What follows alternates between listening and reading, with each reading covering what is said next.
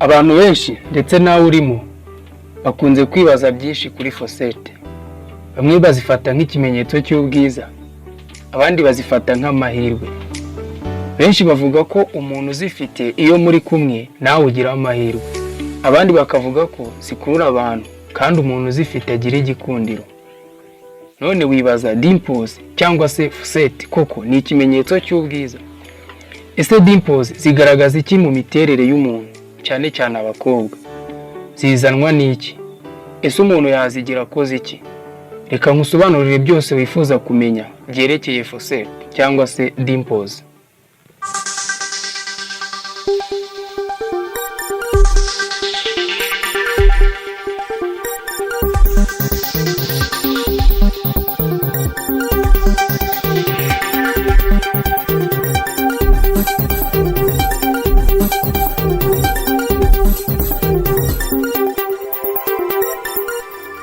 Reka mbanze nkusobanurire akantu ku kandi kubyerekeye dimples arizo fosete mu rurimi rw'igifaransa. Mwibutse niba utarakora subscribe banza uyikore, ubundi ibiganiro bijye bikugeraho ku gihe kandi urabushyigikiye n'ibyo dukora. Dimples zo ku matama zikurwa no guhindagurika kwa anatomike y'imitsi yo mu maso yitwa zygomaticus major. Ibi bikaba byaragaragajwe n'ubushakashatsi bwakozwe na meta analysis mu mwaka w'ibihumbi 2019 nk'uko byatangajwe mu kinyamakuru cya Craniofacial Surgery. Zygomaticus major ikurura umunwa wo hejuru n'uwo hepfo. Ikora mu kugaragaza ibyishimo mu maso cyangwa se ububabare ndetse na buri kimwe cyose. Mu bantu bafite dimples nubwo zygomaticus, ubwo ninjya mvuga zygomaticus ujye wumva udutsi duto two mu maso. Igabanyijemo amatsinda abiri y'imitsi, udutsi tumwe two hejuru y'imfuruka y'umunwa, utundi hepfo. Ibi byitwa double. Tugenekereje mu Kinyarwanda ni nk'inshuro ebyiri cyangwa ubwikube. Ibi akaba aribyo byitwa double or bifid zygomaticus major. Iyo rero uruhu rwimukiye hejuru y'itsinda ry'imitsi ibiri rikora icyo twita indentation, aribyo bizwi nka dimples cyangwa se fosete. Noneho rero aha nawe uhise ugira ikibazo. Ese koko dimples ni ikimenyetso cy'ubwiza? Ese koko zituma abantu bakundwa byagera ku bakobwa bo bikaba akarusho, cyane ko n'ubusanzwe abenshi baberwa no guseka? Ese koko fosete zikurura abantu? Uramutse ubajije itsinda ry'abantu niba koko dimples zishimishije cyangwa se zikurura abantu, ushobora kubona ibisubizo byinshi cyangwa ibitekerezo byinshi bitandukanye. Bamwe bashobora kuvuga ko dimples zituma abantu basa nk'abasore. No kuvuga umuntu agahora ari umujene rwose, buri gihe muhura ukagira ngo amaze iminsi mike avutse. Cyangwa se bakagaragara nk'abantu beza kandi basabana. Ariko muri rusange dimples rwose ifitanye isano n'ubwiza ndetse n'amahirwe mu mico imwe n'imwe. Ikindi rero twavuga nuko cheek dimples iterwa no gukura kudasanzwe kw'imitsi yo mu maso runaka mu gihe cyo gukura k'umusemburo wa embryonic. Iyi mitsi rero iragenda ikaba mito, niyo itera uruhu rwacu kurambuka no gukurura iminwa inyuma mu nguni z'umunwa iyo dusetse. Dimples zikunda kugaragara mu miryango, no kuvuga zikaba karande cyangwa se umurage, inheritance.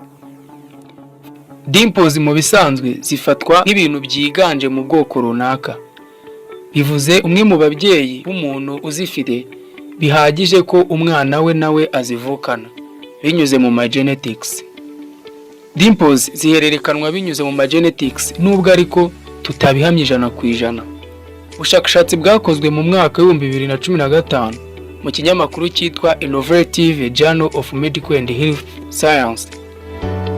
Abantu bafite umubyeyi umwe ufite dimples bafite amahirwe ya 25% kugera kuri 50% yo kuzigira. Mu gihe abantu bafite ababyeyi bombi bafite dimples bafite amahirwe ya 50 kugera ku 100% yo kuba nabo bazivukana cyangwa se yo kuba bazigira. Rose Ehrlich, umujyanama w'inzobere mu kuvura indwara zo mu kanwa na maxillofacial muri United Kingdom, yatangarije Live Science ku rubuga rwa internet ati nanjye nshimangiye ko dimples zishobora guhererekanwa kandi ko bihagije ngo umubyeyi umwe muri babiri atuma abandi bazigira. Ese niba ufite dimples cyangwa hari uwo uzibonana, wigeze wibaza icyo zisobanura kuri wowe cyangwa kuri mugenzi wawe? Dimples zisobanura iki ku miterere yawe cyangwa kuri wowe ubwawe? Sourire de facette mu rurimi rw'igifaransa ni nko kuvuga dimples z'imisekere yawe. Dimples, ninjya mvuga dimples ujye wumva facette. N'utwo twobo dutoya ariko twiza tuba mu maso yawe, akenshi tuza iyo usetse. Dimples rero zituma ugaragara neza kandi nk'umuntu uryoshye muri za mvugo z'ubu. Mu bisanzwe ziba ku matama cyangwa hafi y'iminwa. Dimples zituma isura yawe igaragara neza, ziguha isura nziza kandi ishimishije.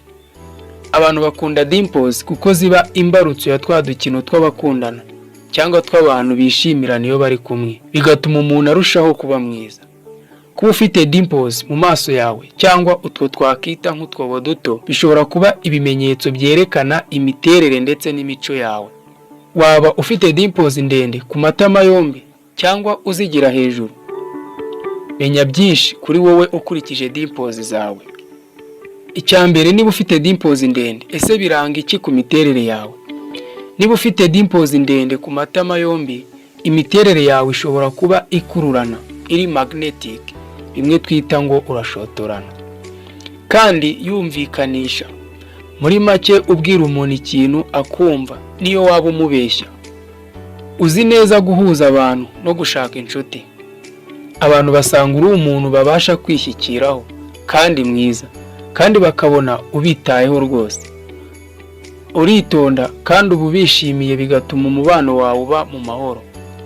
Imyifatire yawe myiza n'ishyaka mu buzima birahambaye.